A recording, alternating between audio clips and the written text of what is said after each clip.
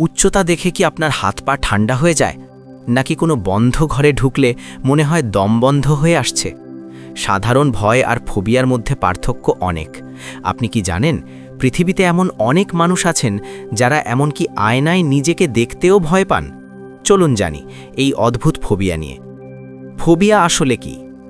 Phobia হলো কোনো নির্দিষ্ট বস্তু বা পরিস্থিতির প্রতি একটি অতিরিক্ত এবং অযৌক্তিক ভয়। ভয় পাওয়া স্বাভাবিক, কিন্তু ফোবিয়া মানুষের দৈনন্দিন জীবনকে স্থবির করে দেয়। সবচেয়ে পরিচিত কিছু ফোবিয়া হলো অ্যাক্রোফোবিয়া, উচ্চতার ভয়; ক্লস্ট্রোফোবিয়া, বদ্ধ জায়গার ভয়; অ্যারাকনোফোবিয়া, মাকড়সার ভয়। বিজ্ঞানে কয়েকশো ধরনের ফোবিয়ার কথা বলা হয়েছে, যার কিছু শুনলে আপনি অবাক হবেন। ১.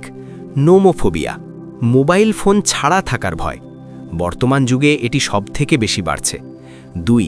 আইসোলোফোবিয়া, একা হয়ে যাওয়ার ভয়। ৩. স্পেকট্রোফোবিয়া, আয়না বা নিজের প্রতিচ্ছবি দেখার ভয়। এই ভয়গুলো মানুষের মস্তিষ্কের অ্যামিগডালা নামক অংশের অতি সতর্কতার কারণে তৈরি হয়। সমাধান ও শেষ কথা: ফোবিয়া থেকে মুক্তি পাওয়া কি অসম্ভব? একদমই নয়। এক্সপোজার থেরাপি বা বিশেষজ্ঞের পরামর্শে ধীরে ধীরে এই ভয় জয় করা সম্ভব। আপনার কোন বিষয়ে সবচেয়ে বেশি ভয় লাগে? কমেন্টে আমাদের জানান। সাহসী হন, ভয়কে নয়, জীবনকে জয় করুন। সাবস্ক্রাইব করে সাথেই থাকুন।